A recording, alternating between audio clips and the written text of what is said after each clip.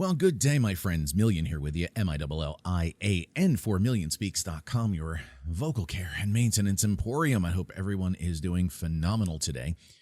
On my last video, there was something I sort of teased in passing that I wanted to make a separate video on, and I'm going to do that today to show you something.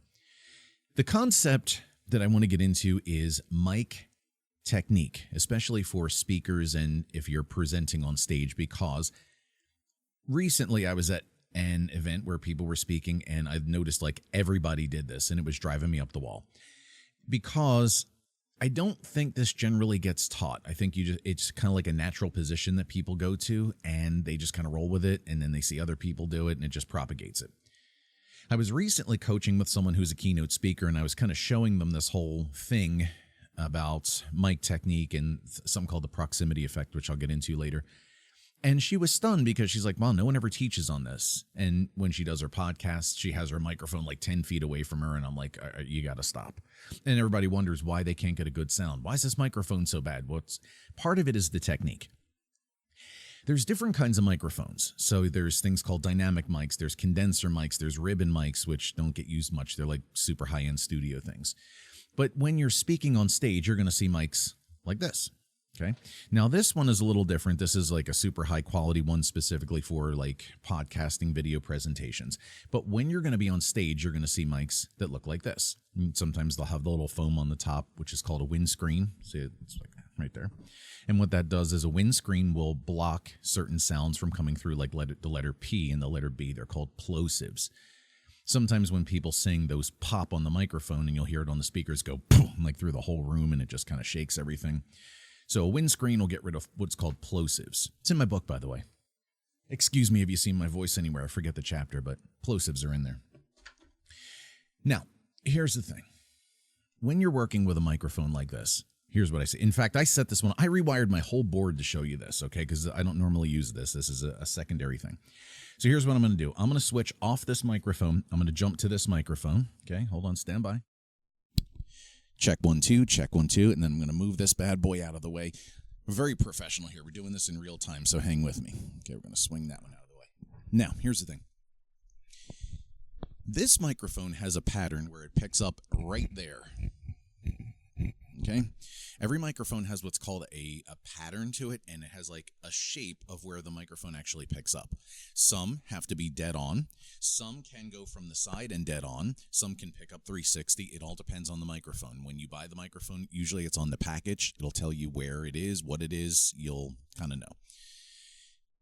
Now, the thing that I see people do when they're using this kind of microphone is they grab it like this, and they sit it here.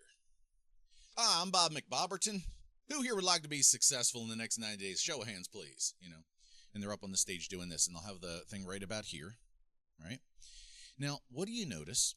I just want you to listen for a second as I'm talking. What do you notice about the voice quality and the sound quality as I'm doing this? Okay. Now, here's the problem. When people are talking like this, the person in the back usually has to go to the mixing board, and they have to turn the volume up so you can pick up the sound. So I'm going to gently turn the volume up, little bit, little bit, little bit. So if I'm standing here and I'm doing this, now you can hear me, but what do you notice now in the audio? Just listen for a couple seconds. Hear all the hissing in the background? Notice on my voice the S cutting through. That's called sibilance, the snaky kind of thing. When you add gain to audio by turning the volume up, gain meaning just cranking up the volume, you add in all kinds of artifacts. You overdrive a certain sound. Depending on the microphone, if it's picking up a little on the higher end, like those S's, that's going to get amplified even more. It's almost like orders of magnitude as the louder you get. It's kind of weird how it works. So now you have this really thin sounding voice. You have a microphone way over here as you're trying to talk. You have room noise getting picked up, so if there's like an air conditioner, a fan, someone's computer, you're going to hear that now in your microphone coming through the speakers, which is going to be very annoying. And then you'll listen back to your video that somebody recorded and be like, why do I sound so bad? Well, there's why. It's not necessarily you, it's your mic technique. The proper way to do mic technique with these kind of microphones, now it's going to be different for the headsets and the lav mics. I don't like lav mics one bit because they sound they're right up against my throat. And hi, everybody. Hi, I'm Bob McBobberton. Who would like to be successful in 90 days? Show a hand. I don't like that. The headsets aren't too bad, but for me, if you'll probably notice when I talk, I sort of breathe kind of weird, like kind of heavily in and out. And that's sort of how I manage my vocal cord condition. And I'll show you a trick for that in a second. What you want to do to get proper mic technique is you don't want it here. Don't hold it down this area. Okay? Take 4 fingers like this, like a karate chop. Sit it up. Don't karate chop yourself, please. Sit it up against your chin like this. That's where the microphone goes. See that? That's the sweet spot. Notice now, at that same volume, notice how it's kind of peaking out and getting really loud. So what I'm going to do is I'm going to turn it back down to where it was. Okay, right about there. Notice now that when the mic is in the sweet spot, you can actually hear me clearly. Not like when it's down here and you got to like struggle and get that thin, airy room noise kind of thing. The microphone is here and you can actually hear me. That's called the proximity effect.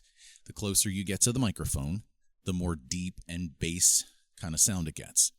The further away you get from the microphone, the more like thin and crappy it sounds. Okay, it's like a very thin, papery kind of tone quality.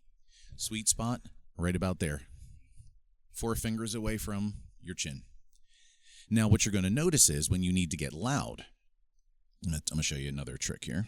I'm going to turn a little reverb on there so it's not so harsh. Okay? Should hear a little echo. If you see a singer, watch on stage next time somebody's performing and they're singing,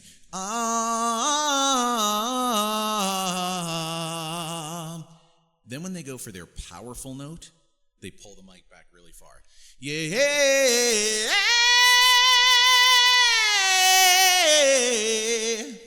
Okay, they'll do something like that. Why? Because the closer you get to the microphone and you get louder with your voice, the more it's going to start to peak out. So if I go, hey, how's everybody? Notice it gets really loud and annoying. But if I bring it back, hey, how's everybody?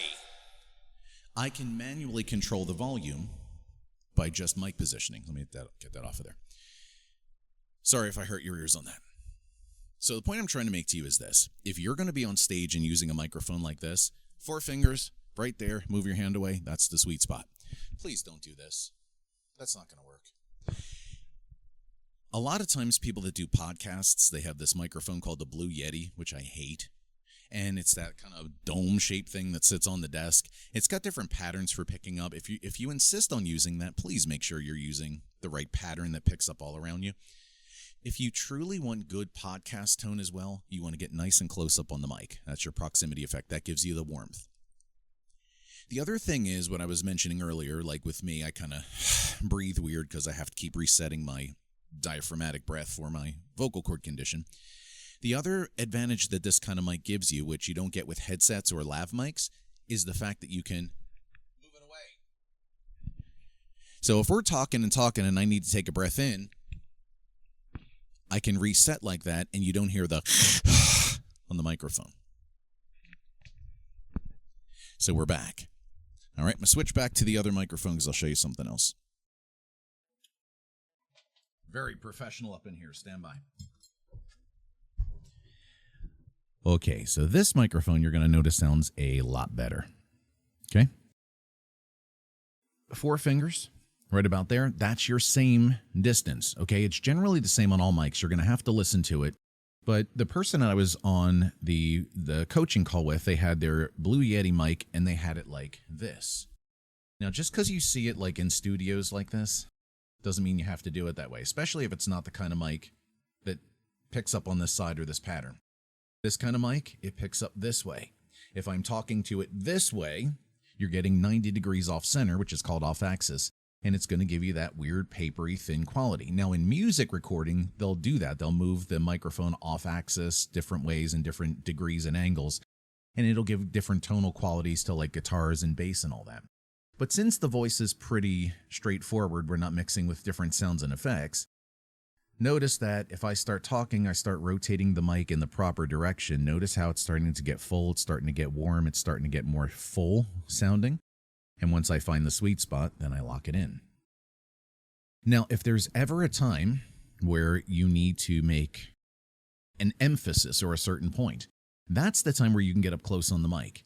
So for instance, hey, I'm Bob Bobberton. Yeah, welcome to my podcast. We're on the Bobcast today. And Bob Bobberton, we're talking about success.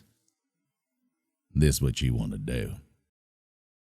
Now see how I get nice and close up on the mic and I get quieter with my voice because the signal's getting louder so it evens out. But notice now when I'm up close, I can get that really intimate, close, warm, deep, low sound. I can go into that vocal fry that I'm always talking about and make my point. You'll see me do this on all my videos. It's one of my favorite techniques. But then when I go back to talking, I'm back here. So if you need to get loud, you back up some. If you want to get close and intimate, really make a point, you get low and close. Otherwise, back to your 4-finger distance. This is where you want to be the whole time. So with all that put out there to you, whether you're podcasting, whether you're on stage speaking, again, please don't. Hold on. Hang with me here. Please don't do this. Hi, I'm Bob Bobberton. Welcome. Thank you for being here. Who would like to be a millionaire in the next 30 minutes? Anybody? Okay, please don't do that. All right, let me switch to the good microphone here for me. This is not a real expensive mic. When I was at the event where people were speaking, I saw everybody doing that. And they were having some problems too with the microphone where I'm not 100% sure what was happening. I think it was a wireless mic that was picking up interference. And every once in a while, the speakers were popping and then they were cutting out. So not only that, you have to be able to control your microphone as you're speaking, whatever method you're using. Because when you get to a strange location where you have to speak, you may not know what you're getting. And so you want to make sure your voice stays consistent because you're going to listen back to that and you're going to be like, God, that was terrible. Or if an audience doesn't like the quality of your sound, they're going to tune you out. If you notice, watch a YouTube video where the video is beautiful, but the audio is terrible or scratchy or noisy. You turn that right off. Everybody's all gaga about video these days, but the fact of the matter is audio is what makes it. And you only have a certain amount of control at your fingertips with this. When you're up on stage, you're kind of at the mercy of somebody working a mixing board or something. But what you do is you control what you can control and get it in the sweet spot as best you can. So, microphone technique. I'm begging you, please stop doing this thing, please. 4 fingers. Oh, the other thing too is if that breathing thing like I have is an issue for you, take the mic and just go off center, like about 45 degrees, and you may bring it in a little closer. This way, you can still hear the breath noises, but they're not quite as pronounced. The other thing is if you do need to take that big breath or let some air out for whatever reason, you just move the mic away. You're hearing it through here. Just a demo. I'll give you both. Now you got million in stereo. Notice how it sounds really weird? It's because the two signals are sort of canceling out each other in certain frequencies. Notice how I cut that out? It sounds good. I bring this guy back in. It sounds like I'm talking to you from a paper bag. Live from the Paper Bag Studios, it's Bob Bobberton with the Bob Bobberton Cast. Okay, that one's off. So I show you that video and I do that demonstration just to point out to you that there's some factors that nobody pays attention to that's going to help you kind of up your speaking game and your presenting game a little bit. So just be aware of that. Be careful, and you will learn that in my 6-week intensive course, which you need to go check out. But before you do the 6-week intensive, remember, you always have to start with the free session, 30 minutes. We put your voice through some paces. I show you a couple foundational things. We check your breathing, posture, etc. We see where you are, and then we determine where you need to go. And then from there, 6-week intensive, come 6 weeks with me, and then we're done. You don't need me after that. I'm done. I don't string you along. I don't keep signing you up for more. That's it. We're done. Now, if you want the book, have you seen my voice anywhere? You can grab that at millionspeaks.com/book.